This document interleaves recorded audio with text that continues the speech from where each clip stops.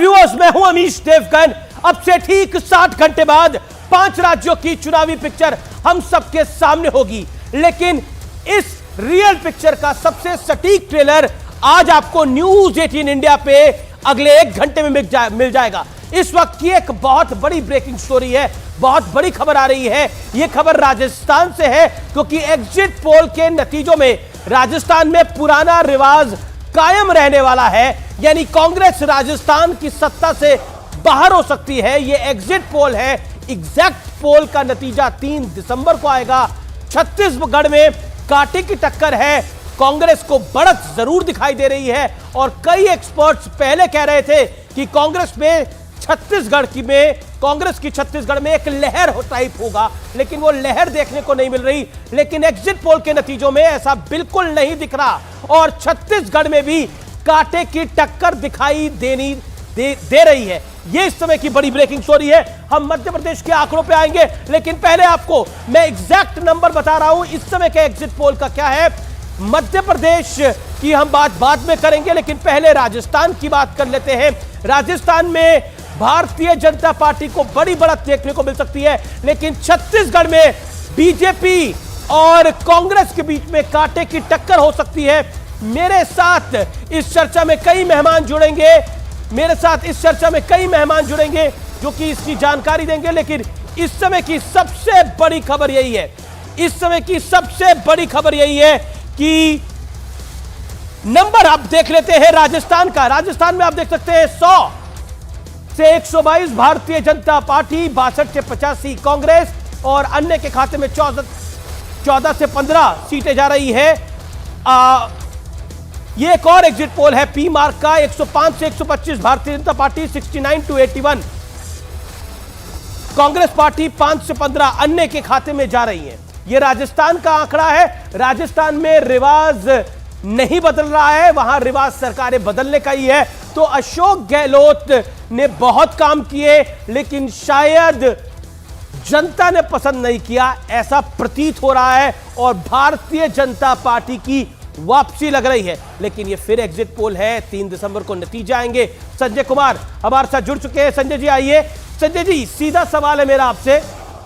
आइए संजय जी, मेरा सीधा सवाल है आपसे। और ये जो नंबर सामने आ रहा है, ये नंबर अपने आप में कितना बड़ा है? क्योंकि सबसे पहले तो छत्तीसगढ़ की मैं बात कर लेता हूं। छत्तीसगढ़ का नंबर हमारे सामने है 34 से 45 भारतीय जनता पार्टी, 42 से 53 कांग्रेस।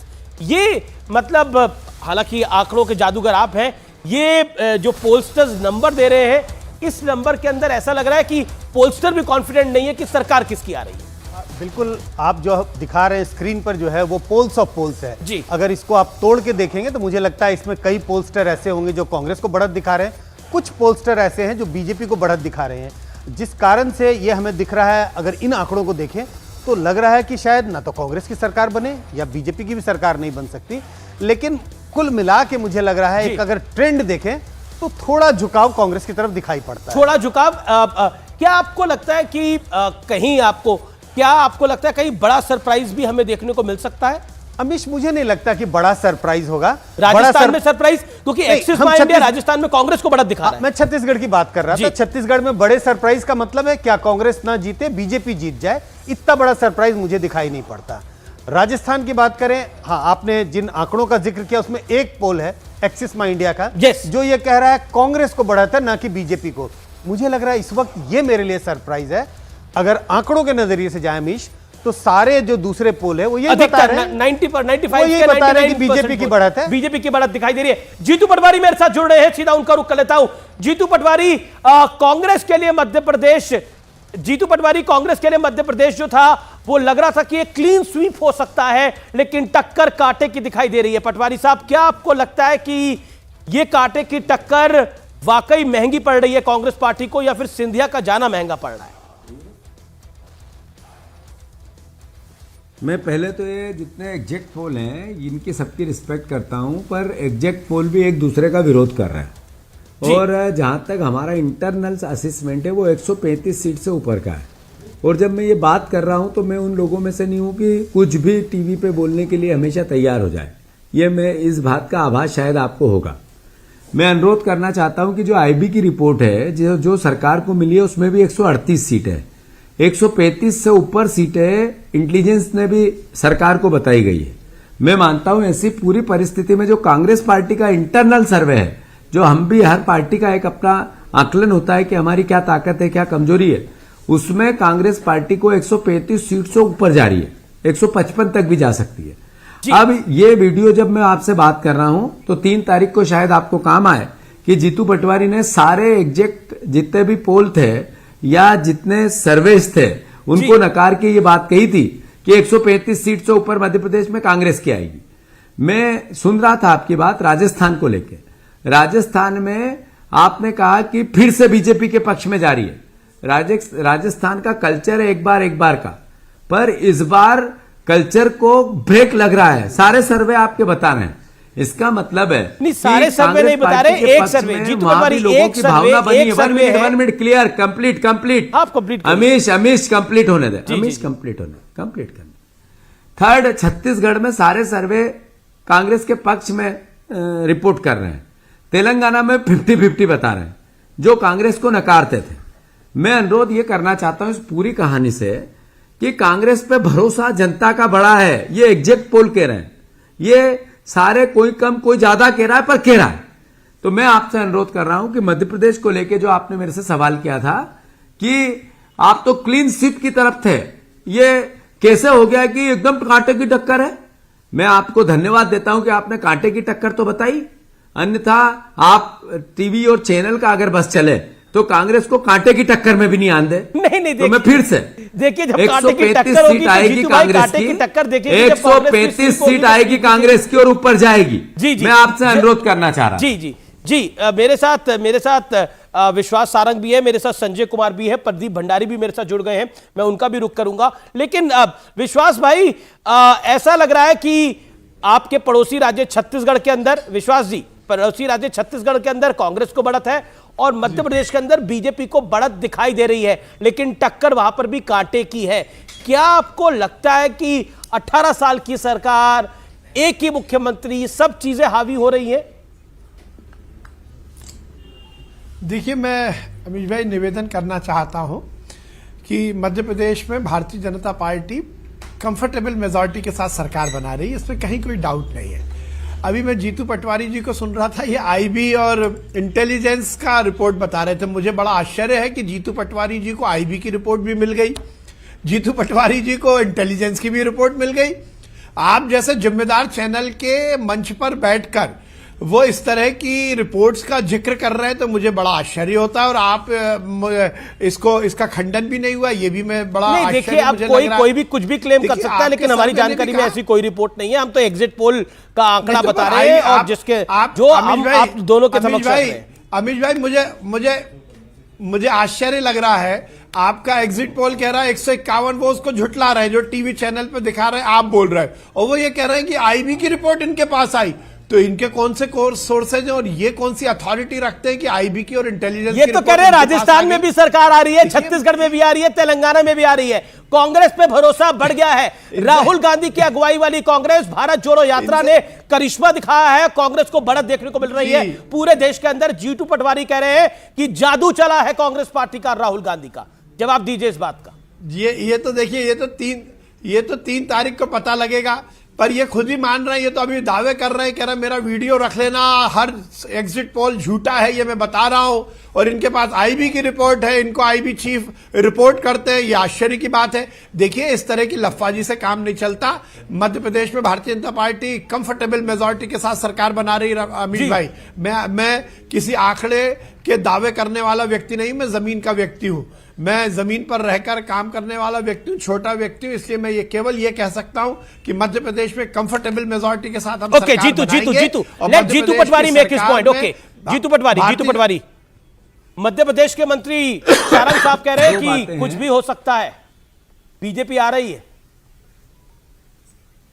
विश्वास सारंग जी की बात अपनी जगह सही गलत मैं इसको आप पे छोड़ता हूं, पर ये मैं अनुरोध कर रहा हूं, इनने मुझसे सवाल किया कि आईबी की रिपोर्ट और इंटेलिजेंस की रिपोर्ट आप किस अथॉरिटी से कह रहे हैं। जब हवा का रुख बदलता है ना, तो अधिकारी उधर जितनी खबरें देते हैं उससे ज्यादा विपक्ष को जो आने वाला है उसको देते हैं। ये एहसास आपको होगा इस बात का। तो मैं इस बात को बड़ी गहराई और जिम्मेवारी से कह रहा हूं। एक दूसरी बात यह है कि जब मैं ये कहता हूं कि 135 सीट आएगी, उससे ऊपर आएगी, तो ये भरोसे के साथ नहीं कह रहा हूं, मैं पूरे सर्च रिसर्च और एक एक सीट के आकलन के साथ कहता हूं। ये मेरा ख्याल है। जीतू आप मेरे साथ बने रहिए। मेरे को कंप्लीट करने दो अजय। अब मेरे साथ संजय कुमार है पोलस्टर, वो आपसे कुछ पूछना चाह रहे हैं। संजय जी आप कुछ पूछना चाह रहे हैं? ओके जीतू आप अपनी बात को कंप्लीट करिए। तो मैं अनुरोध ये कर रहा था कि ये मैं इस भरोसे को इसलिए दृढ़ता से कहता हूं कि 3 तारीख को ये मेरा वीडियो संभाल के रखना, ये इसीलिए कहता हूं कि भरोसा है। अगर भरोसा नहीं होता तो मैं दावे करता, मैं दावे नहीं कर रहा हूं, मैं प्रैक्टिकल, जो मैंने, ये जमीन के आदमी है, मैं भी आसमान का नहीं हूं, ये खुद भी जानते हैं इस बात को। तो मैं क्यों वोट दे बीजेपी को भाई? इसलिए कि नरेंद्र तोमर के बेटा 10,000 करोड़ की रिश्वत टीवी पे मांग रहा था, टेलीविजन पे मांग रहा था, मोबाइल पे मांग रहा था, इसलिए वोट देते हैं आपको इसलिए वोट देते कि 1 लाख से ज्यादा यहाँ बच्चे, 1 करोड़ से ज्यादा बेरोजगार घूम रहे हैं, इसलिए देते हैं कि हमारे यहाँ पे 2 लाख बहनों का अपहरण हो गया 2 साल में। डिप्टी सीएम छत्तीसगढ़, जीतू पटवारी आप हमारे साथ बने रहिए, विश्वास सारंग बने रहिए, डिप्टी सीएम छत्तीसगढ़ जुड़ रहे हैं। स्वागत है आपका टीएस सिंहदेव जी। सवाल बहुत सीधा है, एग्जिट पोल के आंकड़े आ रहे हैं, क्षमा करेंगे जी, एग्जिट पोल के आंकड़े आ रहे हैं, कांग्रेस को बढ़त दिखाई दे रही है, लेकिन बीजेपी भी बिल्कुल पीछे नहीं है। ऐसा लग रहा है कि टक्कर कांटे की भी हो सकती है, लेकिन बढ़त जरूर कांग्रेस को है। संतोष है इस बात का, और मुझे अभी भी विश्वास है कि कांग्रेस 60 के आसपास आएगी। लेकिन क्या आपको लगता है कि इस बार कांग्रेस, क्योंकि दमखम के साथ तो हर पार्टी लड़ती है, लेकिन कांग्रेस क्या एक बिखराव के साथ लड़ रही थी, उसका एक इंपैक्ट पड़ता हुआ दिख रहा है, या फिर आप गेज नहीं कर पाए? क्योंकि ऐसा लग रहा है आदिवासी बेल्ट में बीजेपी बहुत अच्छा कर रही है। आदिवासी बेल्ट में बीजेपी, जो पिछली बार बहुत खराब प्रदर्शन किया था, वहां बहुत बेहतर कर रही है, और शहरों में बीजेपी अच्छा कर रही है। अभी समय आएगा तो देखिए, उसका अंदाज लग जाएगा। ट्राइबल बेल्ट में कांग्रेस उतना पीछे आपको नहीं दिखेगी, आगे दिखेगी। दोनों संभाग, सरगुजा और बस्तर संभाग में आधे से ज्यादा सीटें कांग्रेस को ही मिलेंगी। जी, टीएस सिंहदेव जी, मेरा एक सवाल आपसे और होगा कि महादेव ऐप को लेकर जो आरोप लगे और जो भ्रष्टाचार का मुद्दा उठाया और जो डायरेक्टली सीएम पे इल्जाम भारतीय जनता पार्टी ने लगाए, प्रधानमंत्री नरेंद्र मोदी ने लगाए, गृह मंत्री अमित शाह ने लगाए, क्या आपको लगता है भ्रष्टाचार का मुद्दा भी हावी रहा है? इस वजह से कांग्रेस का नंबर जो है वो टाइट दिखाई दे रहा है, छत्तीसगढ़ में खासतौर पर। ये गंदे स्तर की राजनीति, मुझे नहीं लगता इसका असर पड़ेगा, और इतना ईडी हो गया है कि उसका कुछ असर नहीं पड़ता, प्रभाव नहीं पड़ता। देश के प्रधानमंत्री और गृह मंत्री आरोप कैसे लगा सकते हैं? उनके पास तो सारी जानकारियां रहती हैं, वो तो कार्रवाई करने वाले लोग हैं। आरोप लगाना ही लोग कहते हैं कि अरे ये तो नेतागिरी हो रही है। कोई ठोस सबूत होते तो कार्रवाई हो जाती। कार्रवाई नहीं हुई, इसका मतलब ही है कि उनके पास कुछ नहीं थी। सब बात कहने के लिए कही जा रही है कुछ नहीं करने के लिए। कुछ करने को होता तो वो छोड़ते क्या? जानते हैं तब तो सहभागी हो जाएंगे कि मालूम है कि गड़बड़ हुआ है, और फिर भी हम कुछ नहीं होने दे रहे हैं।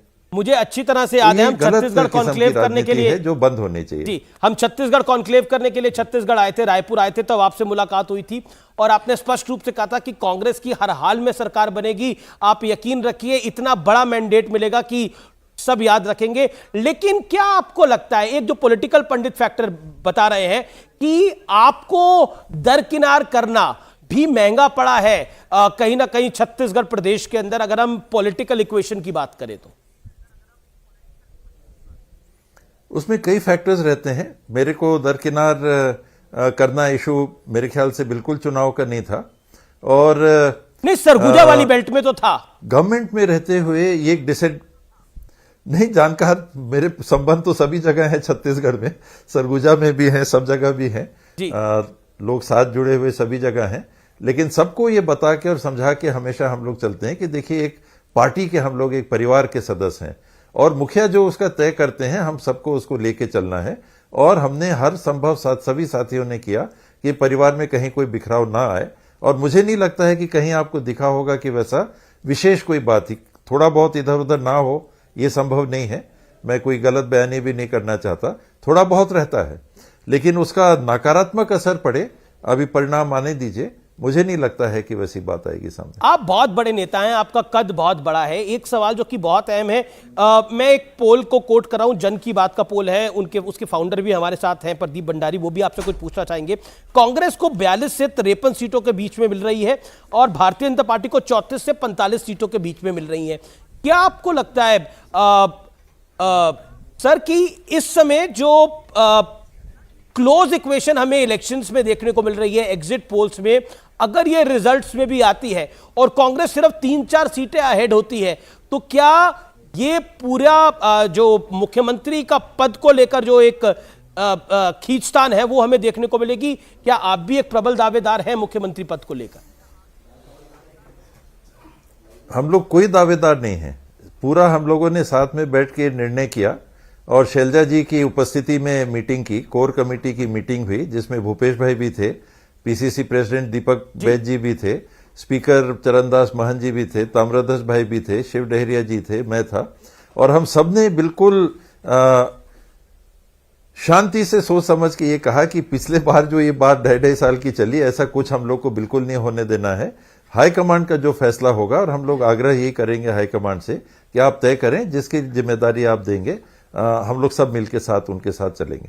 जी प्रदीप कहीं कोई स्पेकुलेशन की इस बार गुंजाइश नहीं रही। जी प्रदीप, योर क्वेश्चन। जी टीएस सिंह जी, प्रदीप भंडारी बोल रहा हूं जन की बात से। एक ग्राउंड पे ये डेटा के तहत ये सेंटिमेंट देखने को मिला था कि ग्राउंड पे पूरे के पूरे नॉर्दर्न छत्तीसगढ़ में लोग आपको काफी ज्यादा चाहते हैं और उनके मन में ये रोष था कि आपको मुख्यमंत्री नहीं बनाना कांग्रेस के लिए काफी ज्यादा नुकसानदायक हो सकता है, क्योंकि वहां पे आपका पर्सनल वोट बहुत सॉलिड था। आपको लगता है कि क्या कांग्रेस पार्टी जिस तरीके से उनको कम्युनिकेट करना चाहिए था आपके रिस्पेक्ट में, क्योंकि पहले बात हुई थी कि थोड़े समय बाद आप मीडिया में रिपोर्ट्स आई थी कि आप भी सीएम बन सकते हैं, वो नुकसानदायक हो सकता है? वरना पिछली बार 60-65 के अराउंड कांग्रेस पार्टी 60+ पे थी। आपको लगता है कि ये सेंटिमेंट जो है आपके प्रति, जो प्यार का सेंटिमेंट है नॉर्दर्न छत्तीसगढ़ के अंदर, वो एक एंटी कांग्रेस वोट में भी ट्रांसलेट हो सकता है, बिकॉज पीपल फील कि you are not treated well? अगर वैसी बात होती, अगर उनके मन में ये भावना है, तो आज भी चाहेंगे ना कि अगर मैं विधानसभा का चुनाव लड़ रहा हूं और कांग्रेस की बहुमत आए तो इनके चांस को जिंदा रखो। तो कांग्रेस की सीट हरा के मेरे चांस को वो जिंदा कैसे रखेंगे? अगर वो मेरे शुभचिंतक हैं या मेरे को आगे कोई जवाबदारी चाहते हैं कि मिले, तो ये चाहेंगे कि ज्यादा से ज्यादा सीट हम अपने एरिया से दें, ताकि आखिरी मौका है, चलो भाई अपने बीच का बंदा है, इसको शायद मौका मिल जाए। तो वो नेगेटिव सेंटिमेंट वैसे में नहीं जाएगा। मैं चुनाव नहीं लड़ रहा होता, ये ऐसी कोई बात होती या एकदम दिखता कि दरकिनार कर दिया गया है, तो एक अलग बात होती। लेकिन इतना रिस्पेक्ट पार्टी ने दिया, इतना सम्मान दिया, इतने जगह दिए, नेशनल बॉडी में जगह दी, सेंट्रल इलेक्शन कमेटी में जगह दी, उप मुख्यमंत्री के रूप में भी उनने सम्मान दिया, तो वो ऑब्वियसली सबके बीच में ये जाता है कि नहीं, ये सीनियर लीडर्स के भी ध्यान में आदमी है, और उसको अगर और आगे का मौका देना है तो लोगों को हरा के कैसे मौका मिलेगा? लोगों को जिताएंगे तब तो उस आदमी को मौका मिलेगा। बिल्कुल आप लोग जिताएंगे, लेकिन लास्ट टाइम भी आपको जिताया था, आपको मौका नहीं मिला। प्रदीप का सवाल उसी के इर्द गिर्द था, लास्ट टाइम भी आपको जिताया था। एक उस पूरी बेल्ट में होप थी कि आप सीएम बनने जा रहे हैं, इसलिए उन्होंने एक बहुत बड़ा मैंडेट दिया था। चरणदास महंत के इलाके ने उनको बड़ा मैंडेट दिया था, लेकिन इस बार वो अगर मिसिंग होगा तो क्या वही एक फैक्टर हो रहा है जो क्लोज इक्वेशन बन रहा है? That's the question. नहीं, वो बात नहीं आएगी। जैसे मैंने कहा, मैं फ्रैंकली कह रहा हूं कि गवर्नमेंट जो रहती है उससे एक्सपेक्टेशंस बहुत हाई रहते हैं जी, और उसमें अगर आप सब एक्सपेक्टेशंस को मीट ना कर सकें तो कहीं ना कहीं उसका खामियाजा होता है। दूसरा सर्ववादीवासी समाज के माध्यम से। जी, मेरा आखिरी सवाल, आप हमेशा बहुत स्पष्टवादी तरीके से अपनी बात को रखते हैं। क्या आपने सोचा था बीजेपी इतना अच्छा इलेक्शन छत्तीसगढ़ में फाइट कर रही है कि इतना क्लोज हो जाएगा ये चुनाव? 5-7 सीटों का डिफरेंस रहेगा। 30-35 के आसपास तो उनके आने की पूरी संभावना थी जी। मैंने कभी भी बीजेपी को राइट ऑफ नहीं किया, बल्कि मेरी आलोचना भी इस बाबत होती है कि आप बीजेपी को क्यों बोल देते हैं कि उनकी उपस्थिति है। अब वो आंकड़े हैं जो बता रहे हैं, तो मैं उनको कैसे नाकारूंगा कि चाहे लोकसभा का चुनाव हो चाहे विधानसभा के चुनाव हो, दोनों पार्टी के मिनिमम एक वोट बेस मिनिमम छत्तीसगढ़ में बना हुआ है। उसके ऊपर के जो फ्लोटिंग वोट रहते हैं 10-1%, वो जिस तरफ जाते हैं उनको बहुमत मिलती है, चाहे वो लोकसभा हो चाहे वो विधानसभा हो।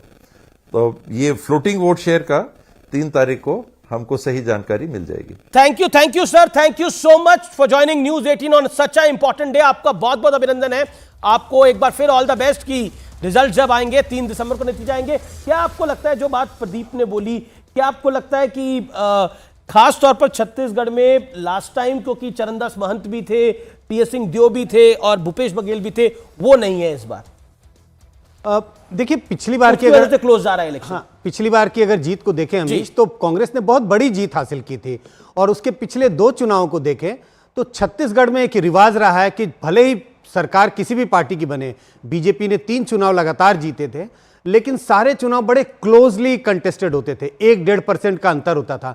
पिछला बार थोड़ा अनयूजुअल चुनाव था, बड़ी जीत थी, 9% का फासला था, तो फासला तो कम होना ही था, लेकिन हाँ एग्जिट पोल के जो अनुमान आ रहे हैं इस वक्त वो शायद ज्यादा क्लोज बता रहा है जितना अनुमान अक्सर नहीं किया जा रहा था। जिन फैक्टर का आपने जिक्र किया, टीएस सिंहदेव, इसका कुछ ना कुछ तो असर रहा होगा, क्योंकि उनके समर्थक जो बड़े एंथुजियास्टिक होकर 2018 में कांग्रेस के लिए वोट किए, उतना एंथुजियाज्म उनमें इस बार शायद नहीं रहा हो। जी मेरे साथ Sudhanshu Trivedi, BJP Rajya Sabha member of parliament, Acharya Pramod Krishnam, Congress के नेता जुड़े हुए हैं, मेरे साथ सीपी जोशी जुड़ रहे हैं जो कि भारतीय जनता पार्टी के राजस्थान प्रेसिडेंट है, अनुराग भदौरिया है मेरे साथ, समाजवादी पार्टी के नेता। सीपी जोशी का मैं रुख करूंगा, प्रदीप भंडारी मेरे साथ है। मैं सीपी जोशी, राजस्थान के अंदर एक्सिस माई इंडिया का अभी ताजा एक पोल आया है, एग्जिट पोल। उस एग्जिट पोल के मुताबिक कांग्रेस की सरकार वापस आती हुई दिख रही है, लेकिन अधिकतर exit poll Bharatiya Janata party को बड़ी बढ़त दिखा रहे हैं। Your take. देखिए, मैं सोचता हूं राजस्थान में स्पष्ट बहुमत की भारतीय जनता पार्टी की सरकार बनेगी और ये जनता ने तय कर लिया। जिस प्रकार का मतदान का प्रतिशत हुआ है और जिस प्रकार का विश्वास, समर्थन और आशीर्वाद भारतीय जनता पार्टी को मिला है, उस दावे के साथ कह सकता हूं कि राजस्थान में 135 प्लस 135 से ऊपर भारतीय जनता पार्टी की सीटें आने वाली है। कहीं ऐसा तो नहीं है जोशी जी, कहीं ऐसा तो नहीं है कि आप लोग ओवर कॉन्फिडेंट थे, आप में भयंकर गुटबाजी थी, उसका लाभ हुआ है और कांग्रेस बिल्कुल क्लोज ले जाए इस इलेक्शन को? क्योंकि एक्सिस माई इंडिया का पोल सजेस्ट कर रहा है कि कांग्रेस की सरकार वापसी करने के लिए जा रही है। क्या आपको लगता है भारतीय जनता पार्टी की गुटबाजी उसको ले डूब सकती है राजस्थान के अंदर, और ओवर कॉन्फिडेंस? यह एक बहुत बड़ा सवाल है। गुटबाजी किसको कहेंगे? गुटबाजी उसको कहते हैं कि मैं ही सर्वोपरि, बाकी सब नकारा और निकम्मा है। भारतीय जनता पार्टी मैं ही यहाँ का सबसे योग्य हूँ, मैं सबसे योग्य हूँ, बाकी दिल्ली को भी मैं चलाता हूँ। ये कांग्रेस पार्टी में दिखा है। भारतीय जनता पार्टी में सभी वरिष्ठ लोगों का मार्गदर्शन और पूरी टीम राजस्थान मिलकर एक मुखी होकर चुनाव लड़ी है और उसी बूते मैं कह सकता हूं राजस्थान की जनता का स्नेह, समर्थन और आशीर्वाद, उस आधार पर और लाखों कार्यकर्ताओं की मेहनत के आधार पर मैं कह सकता हूं कि भारतीय जनता पार्टी की प्रचंड बहुमत की सरकार राजस्थान में बनने वाली है। भारतीय जनता पार्टी की टारगेट महापोल के अंदर राजस्थान में भारतीय जनता पार्टी को बहुत बड़ी बढ़त दिखाई दे रही है। 111 के लगभग भारतीय जनता पार्टी, 76 पे कांग्रेस पार्टी दिख रही है। मध्य प्रदेश में बीजेपी को 125, कांग्रेस को 102। छत्तीसगढ़ के अंदर कांग्रेस को बढ़त है, तेलंगाना में कांग्रेस को बढ़त दिखाई दे रही है। प्रदीप भंडारी मेरे साथ है, सुधांशु त्रिवेदी मेरे साथ है, आचार्य प्रमोद कृष्णम मेरे साथ जुड़े हुए हैं। सीपी जोशी आपका बहुत बहुत शुक्रिया हमारे साथ जुड़ने के लिए। अनुराग भदौरिया मेरे साथ जुड़े हुए हैं, आपका बहुत बहुत शुक्रिया। सीपी जोशी हमारे साथ जुड़ने के लिए, इस महत्वपूर्ण दिन पर आपका अभिनंदन है हमारे साथ जुड़ने के लिए। मैं सीधा रुख करता हूं सुधांशु त्रिवेदी का। सुधांशु त्रिवेदी, क्या आपको लगता है कि जो बीजेपी उम्मीद कर रही थी कि तीनों राज्यों में हिंदी पट्टी के क्लीन स्वीप होगी, ऐसा नहीं होता हुआ दिख रहा, एक क्लोज कंटेस्ट दिखाई दे रहा है और तेलंगाना में कांग्रेस की वापसी या फिर कहे पहली बार कांग्रेस की सरकार बनती हुई दिख रही है? यानी का राहुल गांधी का जादू तेलंगाना में चला है, राहुल गांधी की भारत जोड़ो यात्रा का असर हमें मध्य प्रदेश में देखने को मिल रहा है। Your take. देखिए, वास्तविकता यह है कि चुनाव से पूर्व जो विश्लेषण किए जा रहे थे, जिसमें ये इस प्रकार की संभावनाएं व्यक्त की जा रही थी कि कांग्रेस बहुत अच्छा प्रदर्शन करने जा रही है, तो अगर हम आपके पोल को माने, एग्जिट पोल को, अभी हम सिर्फ एग्जिट पोल पर ही आधारित होकर बात करते हैं, तो राजस्थान और मध्य प्रदेश में भारतीय जनता पार्टी स्पष्ट बहुमत के साथ आगे है। और हमारा ये अनुमान है, जो हम लोगों के पास जानकारी है, कि ये स्पष्ट जनादेश नहीं होगा, ये निर्णायक और प्रभावी जनादेश होगा। राजस्थान में प्रचंड जनादेश भी हो सकता है। छत्तीसगढ़ में जहां यह माना जा रहा था कि बीजेपी को एकदम राइट ऑफ कर दिया गया था, वहां पे आप देखें कि आपका एग्जिट पोल और जो अन्य एग्जिट पोल है वो मामले को बहुत नजदीकी बता रहे हैं। अभी आपके सामने टी.एस. सिंहदेव जी बैठे थे और उन्होंने क्या बोला कि 35 के आसपास तो वो लोग थे। इसका अर्थ क्या हुआ कि आज चूंकि अब चुनाव समाप्त हो चुके हैं, पोलिंग समाप्त हो चुकी है, कांग्रेस के इतने वरिष्ठ नेता यदि यह बात मान रहे हैं कि भारतीय जनता पार्टी एक प्रभावी स्थिति में खड़ी है, तो समझ लीजिए जिस दिन चुनाव परिणाम आएंगे उस दिन यह प्रभावी स्थिति निर्णायक रूप से भारतीय जनता पार्टी के पक्ष में नजर आएगी। तो हम ये कह सकते हैं कि चुनावी विश्लेषकों के और खासकर कुछ पूर्वाग्रहग्रस्त जो भी लोग विश्लेषण करते थे, उनके उलट एग्जिट पोल्स के जो नतीजे हैं वो भारतीय जनता पार्टी के पक्ष में दिखाई पड़ रहे हैं। और मैं कह सकता हूं छत्तीसगढ़ के चुनाव परिणाम और भी ज्यादा चौंकाने वाले होंगे इस एग्जिट पोल के मुकाबले। यानी जो अनुमान माना जा रहा था एग्जिट पोल बेहतर दिखा रहा है, जो बीजेपी पहले खराब थी, लेकिन तेलंगाना के परिणाम तो तेलंगाना का जो एग्जिट पोल है वो तो चौंका ही रहा है। आचार्य प्रमोद कृष्णम, मध्य प्रदेश में एक बहुत बड़ा एज कांग्रेस को दिखाई दे रहा था जो अब मिसिंग दिखाई दे रहा है। छत्तीसगढ़ के अंदर एक लैंडस्लाइड विक्ट्री की जो उम्मीद थी वो भी मिसिंग दिखाई दे रही है। राजस्थान के अंदर चला चली की बेला है, बीजेपी की सरकार दिखाई दे रही है। क्या कहना चाहते हैं? उत्साहजनक मानो तो है और ना मानो तो कुछ भी नहीं है। आचार्य जी, लगता है आवाज आचार्य प्रमोद कृष्ण तक नहीं जा पा रही। एक सवाल मेरा प्रदीप आपसे होगा, आप यूवर ऑन ग्राउंड, आप ग्राउंड जीरो पर थे। मेरा सवाल यह है, क्या जो मध्य प्रदेश में हमें दिखाई दे रहा है क्या वो एक तरफा हो सकता है, यानी क्लियर कट जनता किसी की सरकार बनाए? प्रदीप भंडारी। अमीश जी, चांसेस है, पर वो भी अगर होगा तो रीपैकेज 2018 ही होगा। एक बहुत बड़ा डेटा पॉइंट अमीश जी ये है कि महिला वोट 34 सीट्स में ज्यादा हुआ है इस बार, और बीजेपी के लीड करने के चांसेस उन सीट्स पे ज्यादा है, इसीलिए वो एज आउट विक्ट्री कर सकती है। पिछली बार 14 ऐसी सीटें थी जहां पे 10,000 से कम की मैंडेट थी और महिला वोट की वजह से बीजेपी 14 में से 13 सीटें जीती थी।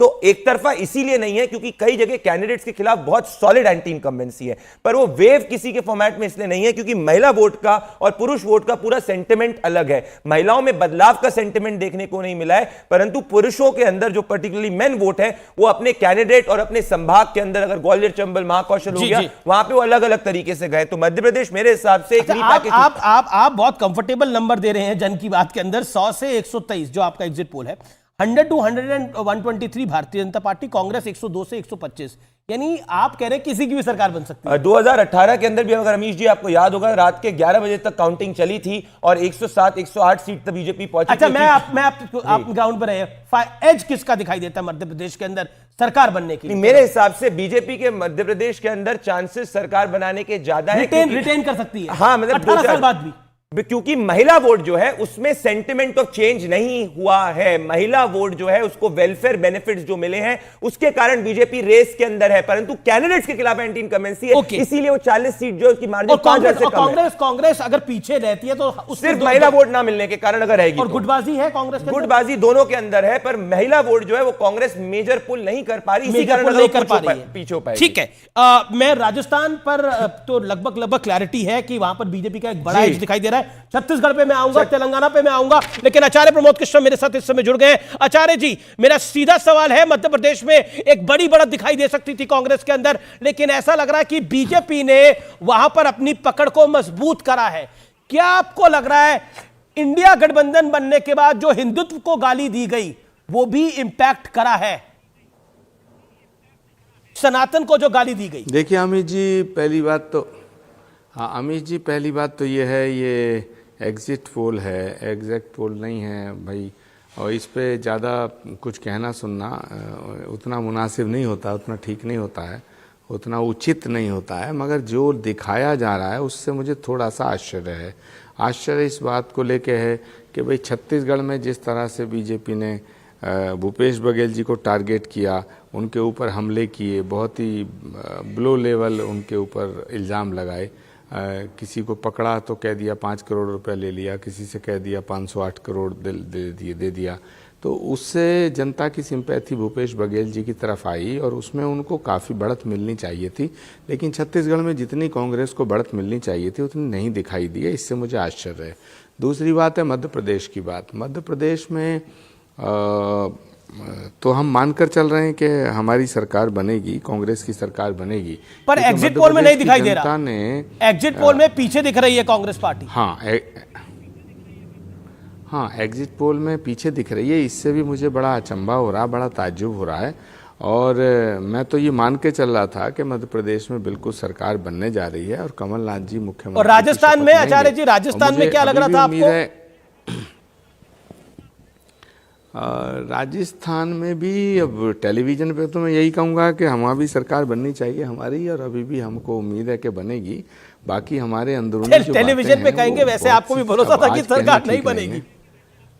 आज कहना ठीक नहीं है। अब अमीश देवगन जी इतना सीरियस नहीं हुआ करते, जिंदगी नहीं, मैं तो है, मुस्कुरा के ही पूछ रहा हूं आपसे सर। और वैसे भी आज तो आपको अच्छा, एक इंटरेस्टिंग प्रदीप को स्क्रीन पे लेके आइए। प्रदीप, एक इंटरेस्टिंग आंकड़ा मैं आपसे जानना चाहता हूं। ये जो 3 अन्य आ रहे हैं मध्य प्रदेश में, कहीं समाजवादी पार्टी तो नहीं है? नहीं, इनमें से समाजवादी पार्टी नहीं है, एक भी नहीं है। इसमें एक भी समाजवादी पार्टी नहीं है। कुछ बीएसपी के रिबेल, जो बीजेपी और कांग्रेस ने कई लोगों को जो टिकट नहीं दिया उनको बीएसपी ने टिकट दिया है। तो इसमें से कुछ बीएसपी है, कुछ इंडिपेंडेंट्स हैं, वो इसमें आ रहे हैं। समाजवादी पार्टी की लास्ट टाइम 2-3 सीट्स थी उधर, और एक बेल्ट है, एक पट्टी है जहां सपा का वोट बैंक है। अच्छा, देखिए, वो वोट अल्टीमेटली वहां पे वो कैंडिडेट का वोट है। तो क्या होता है कि को क्या सपा का कोई कैंडिडेट जीतने की हो सके तो एक जीत सकता है, एक से ऊपर नहीं। एक से ऊपर नहीं। ओके अनुराग, क्या आपको लगता है कि कांग्रेस ने आपका दिल तोड़ा, आपने उनकी सरकार ही नहीं बनने दी मध्य प्रदेश के अंदर? देखिए राजनीति में इस तरह की बातों का कोई महत्व नहीं होता है। राजनीति में हर व्यक्ति अपना चुनाव लड़ता है, पार्टी अपना चुनाव लड़ती है। समाजवादी पार्टी वहाँ पे अपने दमखम पे, चूंकि समाजवादी पार्टी की वहाँ पे सीटें पहले भी रही हैं और समाजवादी पार्टी कार्यकर्ता है, समाजवादी पार्टी वोटर है, इसलिए समाजवादी पार्टी वहाँ पे लड़ी। और समाजवादी पार्टी की सीटें, आप देखिए प्रदीप भंडारी जी की तो हम बात पे कैसे विश्वास करें। वो अपनी बात को बार बार काट रहे हैं, कह रहे हैं कि महिलाओं का वोट बीजेपी की तरफ जा सकता है। फिर आप पूछ रहे हैं कि 30% जाएगा तो फिर क्या बीजेपी की सरकार बन जाएगी? नहीं, जो कैंडिडेट है उनकी उनके विरोध में वोट पड़ सकता है, क्योंकि एंटी इनकम्बेंशन।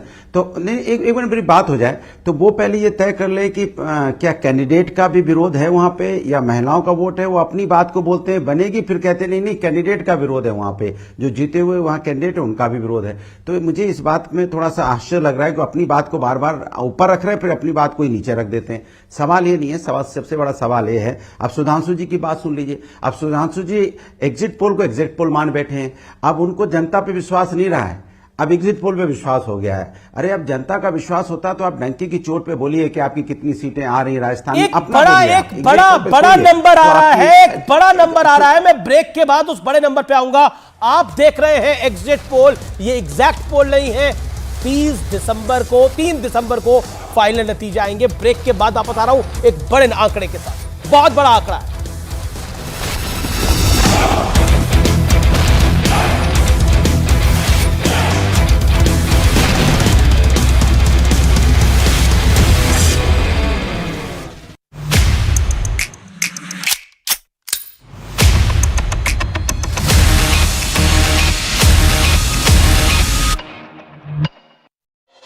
के मुताबिक सभी 6 ग्रहों का आकार पृथ्वी से कई गुना बड़ा है। अमेरिका के पूर्व विदेश मंत्री हेनरी किसिंजर का निधन, 100 साल की उम्र में ली अंतिम सांस। अमेरिकी राष्ट्रपति रिचर्ड निक्सन और जेरल्ड फोर्ड की सरकार में संभाली थी विदेश नीति की कमान। रणदीप हुड्डा ने अपनी गर्लफ्रेंड लिन लैशराम के साथ मणिपुर के इंफाल में पारंपरिक मैतेई रिवाज से रचाई शादी। शादी की रस्में इंफाल के एक रिजॉर्ट में हुई। अब हरियाणा में ग्रैंड रिसेप्शन होस्ट करेंगे सेलिब्रिटी। केंद्रीय मंत्री किरेन रिजिजू ने रणदीप हुड्डा की शादी की बधाई दी। दोनों की शादी का वीडियो सोशल मीडिया पर शेयर कर लिखा, मैतेई रस्म रिवाज से हुई शादी।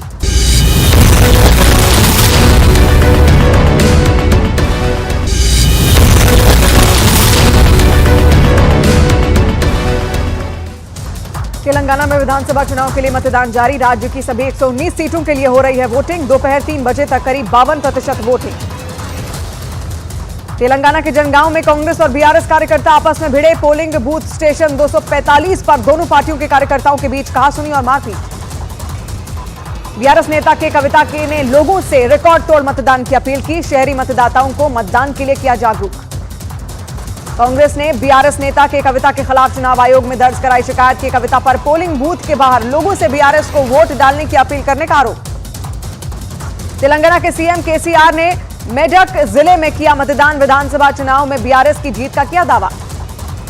तेलंगाना कांग्रेस अध्यक्ष रेवंत रेड्डी ने कोंडगल के एक पोलिंग बूथ पर अपना वोट डाला। इस दौरान उन्होंने बीआरएस सरकार पर कुशासन का आरोप लगाते हुए कांग्रेस को बहुमत मिलने का दावा किया।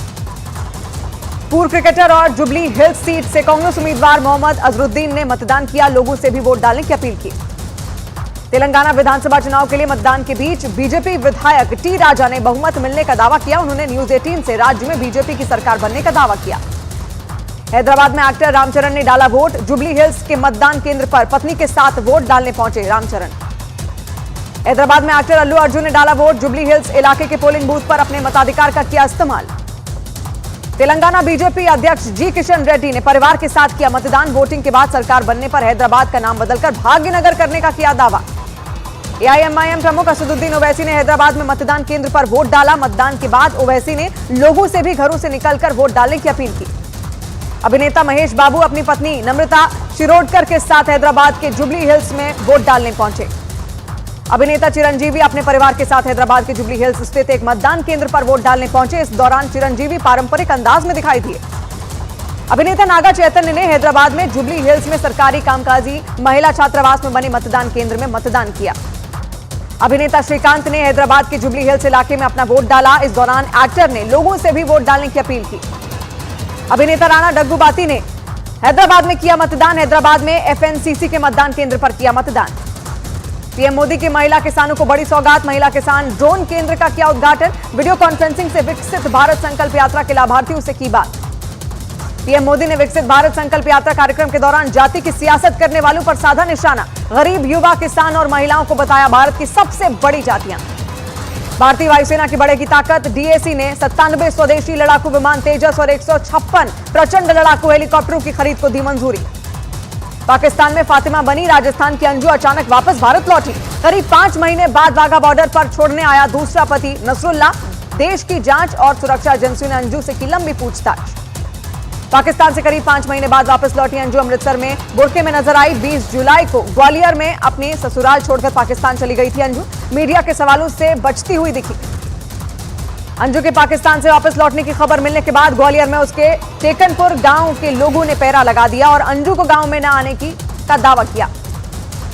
पाकिस्तान से भारत आई सीमा हैदर के पति गुलाम हैदर सऊदी अरब से पाकिस्तान वापस लौटे। गुलाम हैदर ने अधिकारियों से बच्चों को पाकिस्तान वापस लाने की अपील की। पूर्वोत्तर में शांति के लिए केंद्र सरकार का बड़ा फैसला। मणिपुर में यूएनएलएफ ने हिंसा का रास्ता छोड़कर शांति समझौते पर जताई सहमति। गृहमंत्री अमित शाह ने शांति समझौते पर बधाई दी। प्रधानमंत्री नरेंद्र मोदी आज से 2 दिन के दौरे पर पहुंचेंगे दुबई। क्लाइमेट चेंज पर हो रहे सम्मेलन COP28 में हिस्सा लेंगे पीएम मोदी। उत्तरकाशी के सिलक्यारा टनल में हादसे के बाद का एक्सक्लूसिव वीडियो आया सामने। टनल के अंदर फंसे मजदूरों को अपने मोबाइल से रिकॉर्ड किया गया था वीडियो में टनल के अंदर लाइट और खाने पीने के सामान की व्यवस्था दिखाई दी। 17 दिन बाद टनल के अंदर से सुरक्षित बाहर आए थे सभी 41 मजदूर। ऋषिकेश एम्स के डॉक्टरों ने सिलक्यारा टनल से निकाले गए सभी 41 मजदूरों को बताया स्वस्थ। घर लौटने के बाद भी डॉक्टरों की निगरानी में रहेंगे सभी मजदूर। ऋषिकेश एम्स से उत्तर प्रदेश के 8 मजदूर अपने घर के लिए हुए रवाना। सिलक्यारा टनल से रेस्क्यू के बाद मेडिकल जांच के लिए अस्पताल में कराया गया था भर्ती। ऋषिकेश एम्स में भर्ती मजदूरों के परिजनों को उनके घर लौटने का इंतजार। झारखंड के मजदूरों के परिजन उन्हें लेने अस्पताल पहुंचे। उत्तरकाशी की सिलक्यारा टनल बना रही कंपनी नवयुग ने सुरंग में फंसे 41 मजदूरों को 2-2 लाख रुपए की आर्थिक मदद देने का ऐलान किया। रेस्क्यू टीम के अधिकारियों और कर्मचारियों को भी 2 महीने का बोनस दिया जाएगा। हल्द्वानी में सीएम धामी का हुआ भव्य स्वागत। उत्तरकाशी के सिलक्यारा टनल से 41 मजदूरों के सफल रेस्क्यू पर जताया आभार। उत्तरकाशी की सिलक्यारा टनल में फंसे 41 मजदूरों के सफल रेस्क्यू ऑपरेशन के बाद सुरंग के निर्माण कार्य पर लगाई गई रोक। अगले आदेश तक सिलक्यारा सुरंग में नहीं होगा काम। उत्तराखंड के सीएम पुष्कर सिंह धामी ने हल्द्वानी में किया कन्या पूजन। कई विकास परियोजनाओं की आधारशिला भी रखी। कतर में मौत की सजा पाए 8 पूर्व नौसैनिकों की याचिका पर कोर्ट में आज होगी सुनवाई। सजा के खिलाफ भारत सरकार ने लगाई है याचिका। पीएम मोदी वीडियो कॉन्फ्रेंसिंग के जरिए 51,000 युवाओं को बांटेंगे नियुक्ति पत्र। पूरे देश में 37 जगह होगा राष्ट्रीय रोजगार मेले के तहत कार्यक्रम का आयोजन। पार्थ चटर्जी के करीबी तृणमूल पार्षद बप्पादित्य दास गुप्ता के घर सीबीआई का छापा। सीबीआई अधिकारियों ने बप्पादित्य के कई दूसरे ठिकानों की तलाशी ली। ईडी ने साधु सिंह, धर्मसोत समेत पंजाब के 2 पूर्व मंत्रियों के ठिकाने पर छापा मारा। पंजाब का वन घोटाला और ट्रांसफर पोस्टिंग मामले की जांच कर रही है ईडी। पश्चिम बंगाल पहुंचे केंद्रीय गृह मंत्री अमित शाह ने टीएमसी सांसद महुआ मोइत्रा पर साधा निशाना। शाह ने पैसे के बदले सवाल पूछने के मामले का जिक्र करते हुए बिना नाम लिए कहा, सौगातें लेकर सवाल पूछने वाले सांसद आपका क्या भला कर सकते हैं। राहुल द्रविड़ बने रहेंगे भारतीय क्रिकेट टीम के हेड कोच। बीसीसीआई ने सपोर्ट स्टाफ का भी कार्यकाल बढ़ाया। हिमाचल प्रदेश के ऊना में प्रसिद्ध धार्मिक स्थल चिंतपूर्णी के करीब खालिस्तान के समर्थन में लिखे गए नारे। खालिस्तानी आतंकी पन्नू ने राज्य के कई पत्रकारों को मेल भी भेजी। पुलिस मामले की जांच में जुटी। दिल्ली में बारिश के बाद हवा में सुधार के दावों के बीच हटाई गई ग्राफ 3 की सख्त पाबंदियां। पर्यावरण मंत्री गोपाल राय ने दी जानकारी। इंडिगो एयरलाइंस पर भड़के कॉमेडियन कपिल शर्मा। 1.5 घंटा फ्लाइट लेट होने पर ट्वीट करके जताया गुस्सा। पंजाब की नांदेड़ पुलिस ने खालिस्तानी आतंकी हरविंदर सिंह उर्फ रिंदा के भाई और पिता को किया गिरफ्तार। अवैध वसूली के आरोप में हुई गिरफ्तारी। मध्य प्रदेश के बुरहानपुर में 2 गुटों के बीच जमकर चली लाठियां। मारपीट में 6 लोग हुए घायल। पुलिस ने दर्ज किया केस। वाराणसी में 1 साल से मां के शव के साथ रह रही थी बेटियां। पुलिस ने एक घर में महिला का शव किया बरामद। मानसिक रूप से बीमार बताई जा रही हैं दोनों लड़कियां। हिमाचल के मनाली में ऊंची पहाड़ियों पर बर्फबारी से बड़ी सर्दी। गुलाबी सर्दी का जमकर लुत्फ उठाते दिखे पर्यटक। खराब मौसम की वजह से कुल्लू प्रशासन ने रोहतांग दर्रे में पर्यटकों की आवाजाही पर लगाई रोक। ताजा बर्फबारी के बाद जिलाधिकारी ने जारी किया आदेश। तमिलनाडु में लगातार बारिश की वजह से चेन्नई समेत कई जिलों में स्कूल कॉलेज बंद। मौसम विभाग ने 2 और 3 दिसंबर को चेन्नई में ऑरेंज अलर्ट जारी किया। चेन्नई में बारिश के बाद जल भराव ने बढ़ाई लोगों की परेशानी। सड़क और मकान बारिश के पानी में डूबे। तमिलनाडु में भारी बारिश से डैम में बढ़ा पानी का दबाव। अडियार नदी में छोड़ा गया 1000 क्यूसेक पानी। तमिलनाडु के रामनाथपुरम में रस्सी के सहारे नहर पार करने को लोग मजबूर। वीडियो हुआ वायरल। सालों से नदी पर पुल बनाने की मांग कर रहे हैं गांव के लोग। जम्मू कश्मीर के गुलमर्ग में भारी बर्फबारी। बर्फ की सफेद चादर से सड़कें, मकान, पेड़ और गाड़ियां सभी ढकी। गुलमर्ग में बढ़ने लगी पर्यटकों की संख्या। जम्मू कश्मीर के राजौरी और पुंछ को जोड़ने वाले मुगल रोड को बर्फबारी की वजह से बंद कर दिया गया। बर्फबारी की वजह से सड़क पर फिसलन बढ़ने पर ट्रैफिक पुलिस ने लिया फैसला। जम्मू कश्मीर के श्रीनगर में भारी बारिश ने बढ़ाई ठंड। पारा लुढ़कने से बड़ी लोगों की मुश्किलें। मौसम विभाग ने बारिश का जारी किया था अलर्ट। चंडीगढ़ में झमाझम बारिश से बढ़ी सर्दी। तापमान में 3 डिग्री सेल्सियस की गिरावट दर्ज की गई। मध्य प्रदेश की खरगोन पुलिस ने 2 बदमाशों को किया गिरफ्तार। 13 अवैध पिस्तौल और 4 कारतूस भी बरामद। मध्य प्रदेश के उज्जैन में कार पर स्टंटबाजी का वीडियो हुआ वायरल। पुलिस ने कार मालिक को किया गिरफ्तार। उज्जैन के गुरु सांदीपनी आश्रम में भगवान श्री कृष्ण को पहनाए गए गर्म कपड़े। बलराम, सुदामा और गुरु सांदीपनी को भी पहनाए गए गर्म वस्त्र। श्री कृष्ण के सामने लगाई गई अंगीठी। मध्य प्रदेश के कटनी में घर के बाहर खेल रही बच्ची पर कुत्ते ने किया हमला। सीसीटीवी वीडियो आया सामने। बच्ची को अस्पताल में कराया गया भर्ती। बिहार के नवादा में आवारा कुत्तों का आतंक। सरकारी आंकड़ों के मुताबिक नवादा के सरकारी अस्पताल में रोजाना करीब 60 लोगों को एंटी रेबीज इंजेक्शन लगाए जा रहे हैं। पश्चिम बंगाल के हावड़ा में आरपीएफ जवान ने बचाई महिला यात्री की जान। चलती ट्रेन में चढ़ने के दौरान महिला का फिसला पैर। ट्रेन के नीचे गिरने वाली थी महिला। पंजाब के जलंधर से पुलिस ने गैंगस्टर करणजीत सिंह उर्फ जस्सा हप्पोवाल को किया गिरफ्तार। हत्या के 6 मामलों में था वांछित। विदेश में बैठे गैंगस्टर सोनू खत्री का है खास। पंजाब के तरनतारन में पुलिस और बीएसएफ के संयुक्त तलाशी अभियान में 1 किलो हेरोइन बरामद की गई। पुलिस के मुताबिक तरनतारन के बाहरी इलाके में उन्हें ड्रग्स का पैकेट मिला था। रक्षा मंत्री Rajnath Singh coast guard commander के 40वें सम्मेलन में शामिल हुए। कार्यक्रम का आयोजन दिल्ली में कोस्ट गार्ड मुख्यालय में किया गया। मध्य प्रदेश के सतना में लव जिहाद और धर्मांतरण के आरोप में पुलिस ने एक नाबालिग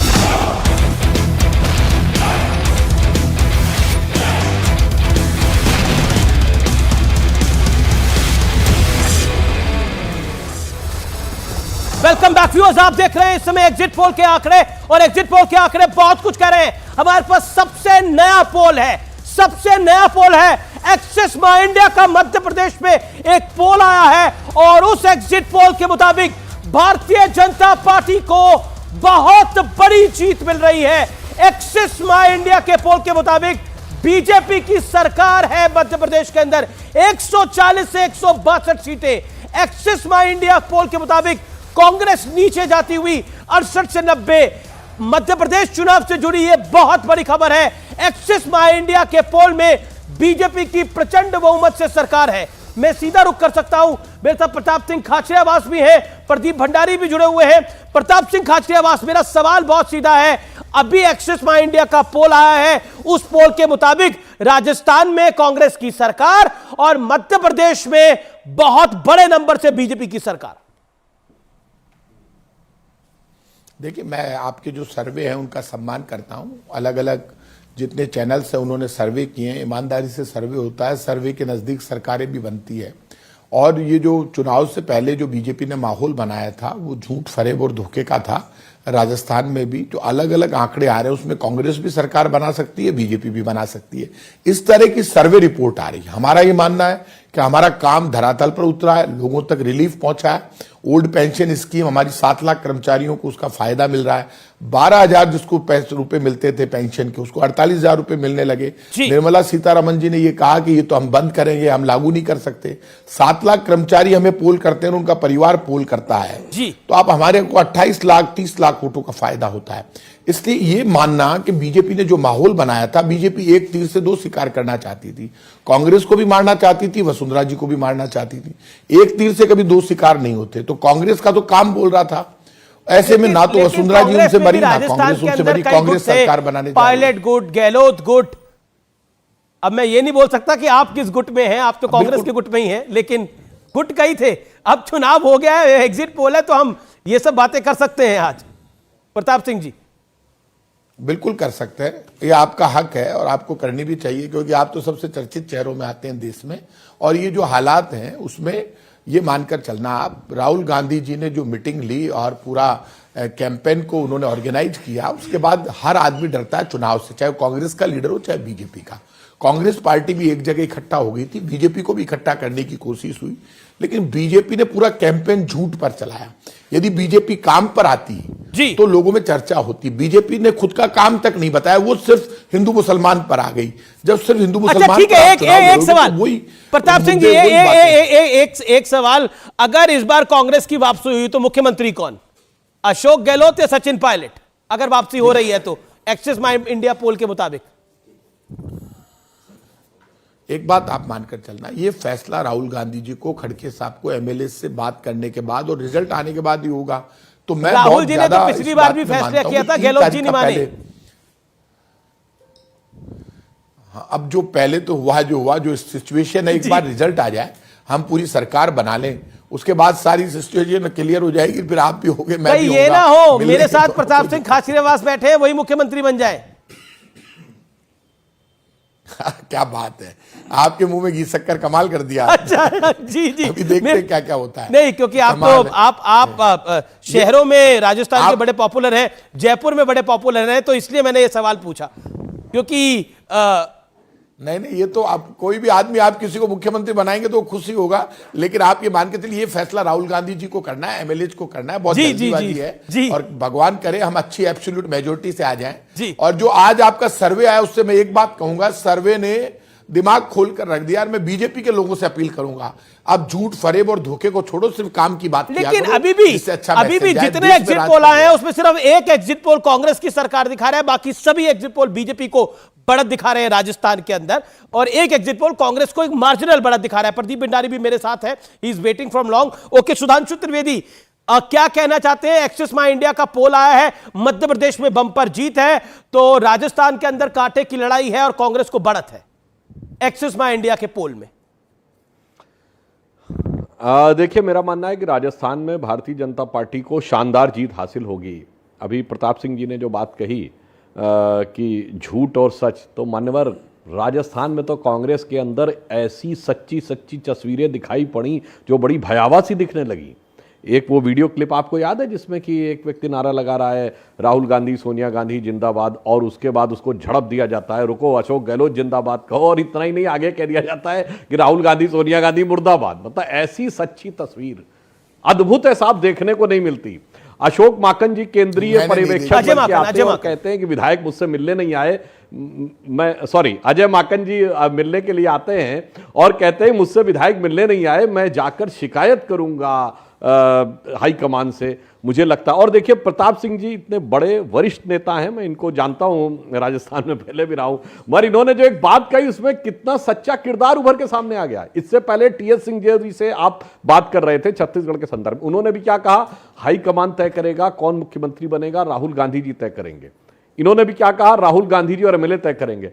भैया ये खड़गे जी कहां चले गए, ये खड़गे जी कहां चले गए बीच में? इसीलिए हम कहते हैं सर, खड़गे जी का कौन नाम सा सुना, चेहरा नाम तो सच्चा, कौन सा चेहरा झूठा, ये देश की जनता को बहुत साफ समझ में आ जाता है। और इसमें आपकी गलती थोड़ी मान रहा हूं, ये तो सहज स्वाभाविक बात है। जैसे आपके सच्चा चेहरा राहुल गांधी है और मुखौटा खड़गे जी है। जैसे बीजेपी में भी तो प्रधानमंत्री अगर कुछ तय कर देंगे तो उसको गृह मंत्री अमित शाह या राजनाथ सिंह या फिर जेपी नड्डा टालेंगे थोड़ी।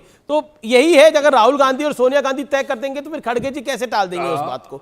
पॉइंट तो बहुत सीधा है ना सुधांशु जी। मैं उसी बिंदु पे जी बोल दीजिए। नहीं बिल्कुल नहीं, देखिए प्रधानमंत्री जी सर्वोच्च नेता हैं, प्रधानमंत्री leader of the parliamentary party, और वो सर्वोच्च नेता तय करेगा वो होगा।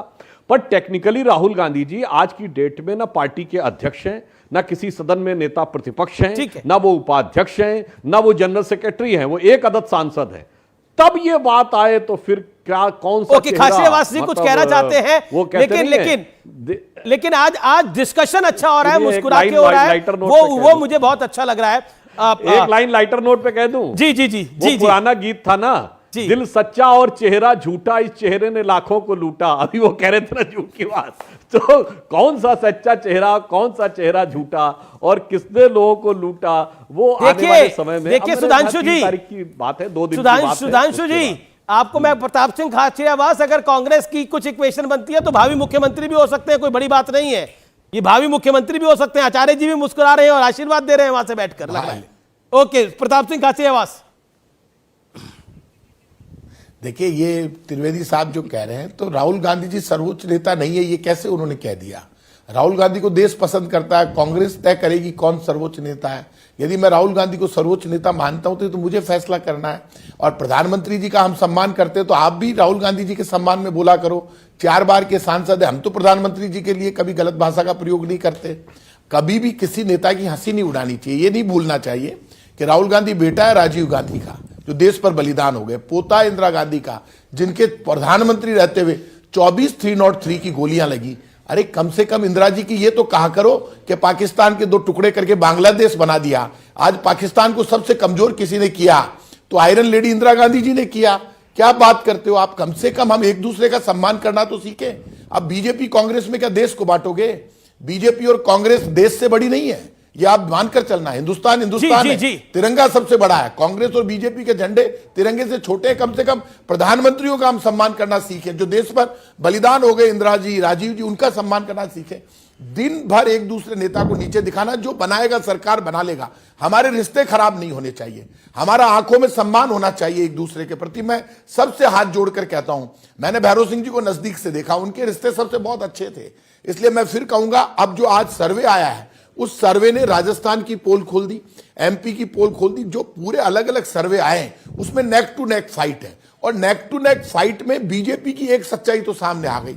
कहां तो बीजेपी कह रही थी हम सब कुछ जीत लेंगे, और कहां ये हो रहा है कि कोई गारंटी नहीं कि बीजेपी आ रही है। कांग्रेस भी आ सकती है, बीजेपी भी आ सकती है, लेकिन अब ये मानकर चलना, कांग्रेस 3 तारीख को हमें जो लग रहा है, मध्य प्रदेश के अंदर ऐसा लग रहा है कि बीजेपी को बढ़त है, और राजस्थान में एक पोल को अगर हम छोड़ दें तो कांग्रेस को ज्यादा बढ़त कहीं दिखाई नहीं दे रही। सुधांशु, मैं आपके पास वापस आऊंगा। आप अपनी बात को कुछ कहना चाह रहे थे, लेकिन आचार्य प्रमोद कृष्णम भी इंतजार कर रहे हैं। आचार्य प्रमोद कृष्णम, क्या आपको लगता है, ये सवाल मैंने इसलिए आपसे पहले भी पूछा था, क्या सनातन का विरोधियों के साथ खड़ा होना कांग्रेस को नुकसान दे रहा है कुछ बेल्ट्स के अंदर? फिर मैं प्रदीप भंडारी से लूंगा, उस मुद्दे का कितना इंपैक्ट पड़ रहा है? आचार्य जी।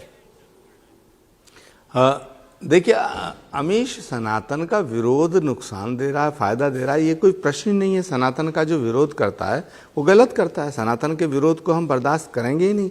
कोई भी करे, हमारा साथ देने वाला भी अगर भगवान राम के खिलाफ बोलेगा हम उसको छोड़ देंगे। रामायण में लिखा, जाके प्रिय न राम वैदेही तजिए ताहे कोटि बैरीसम यद्यपि परम सनेही।